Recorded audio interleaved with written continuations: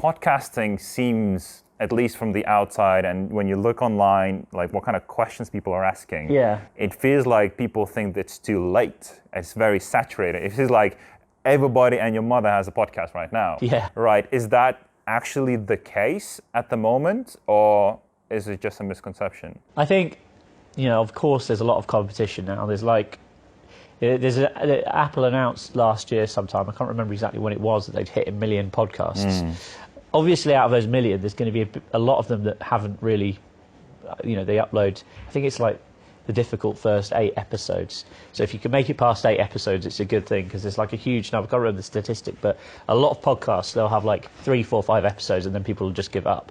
So out of those 1 million podcasts, I think there's only around 250 to 300,000 that are actually active, e.g. publishing episodes on a regular basis.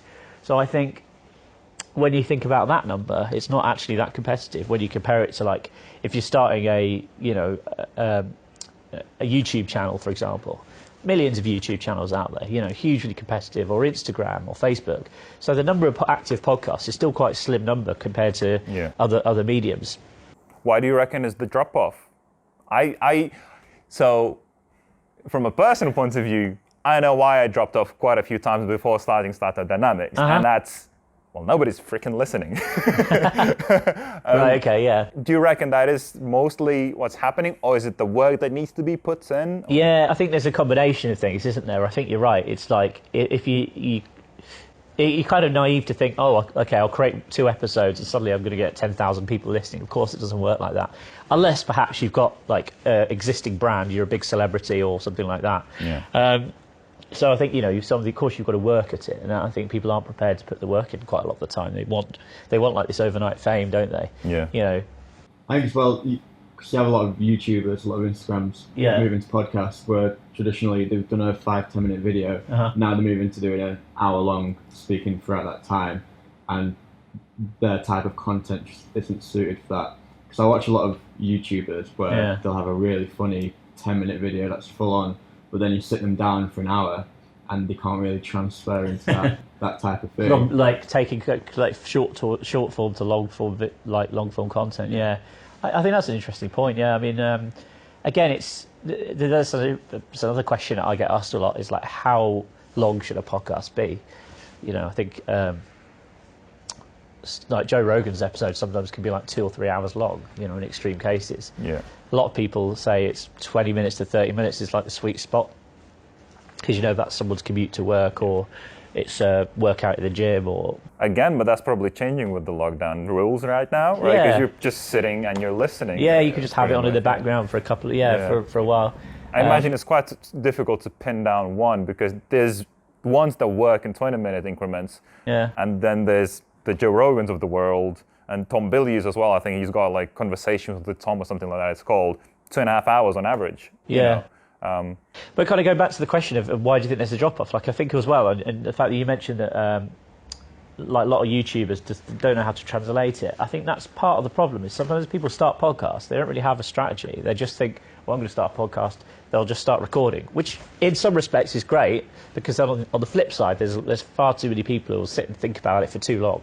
Oh, what should I talk about? And rather than just taking action and actually just doing it. But I think the way to approach it is really to think, okay, let's map out the first season. What topics do we want to touch on? And if it's going to be just you, then thinking about, okay, what do we need to talk about on each of these topics? Or if you're looking at getting guests in, try and identify the guests that can kind of bring value to the table, and just have a plan, as a strategy in place. Because, if you could think about not what's just going to be in like episode number 1 or 2, but then what's going to be in episode number 8 or 10, at least you've got your first series or season sort of mapped out. And again, you don't have to commit to sort of doing an episode a week, 52 weeks a year. You could easily say, let's just do 8 episodes, 10 episodes, then have a break, then come back to it in a couple of months, and maybe revise it and reiterate and try and, take on feedback from what listeners are saying, because I think that's important as well. It's like you need to ultimately remember that if you're recording a podcast, the sole reason you're doing that, or if you works with radio as well. Whether you're presenting a show or you're recording a podcast, the only reason you're doing that is to entertain or to provide information for the person on the other end of that speaker or headphones. So it's not about you as the host, it's about them. And there's an interesting thing you kind of pointed out in the very beginning of this question, is that people want to become famous, right?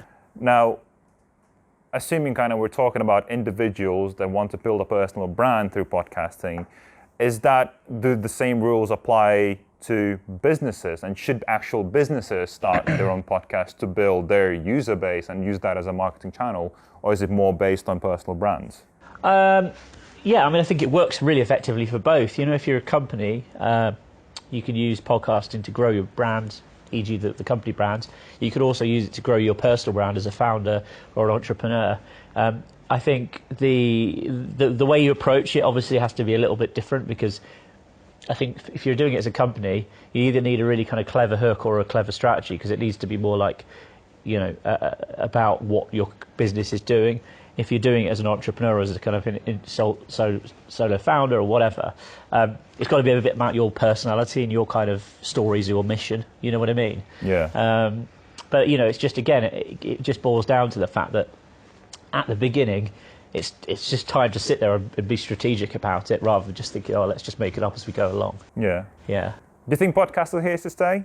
Yeah, totally. I mean, I think, again, it's just, what's interesting, I think, is the obviously there's this thing called Clubhouse now. I don't know if you're aware of it, which is like an audio chat the first time room. that came to my mind when you said people are just sitting there and want to be part of a conversation, that feels like a new level to radio and broadcasting, definitely. Yeah, and then obviously Twitter, as a reaction to Clubhouse, have launched this thing called Twitter Spaces, which I haven't really... I signed up to Clubhouse, I must admit, I've not spent a lot of time on it yet. And Twitter Spaces I've not really looked at all, but they kind of... I think these companies are obviously catching on to the idea of audio is a good sort of way to go. It provides something different to video. It provides something different to kind of written content, long form content, short form content. It's just another level of communicating, isn't it?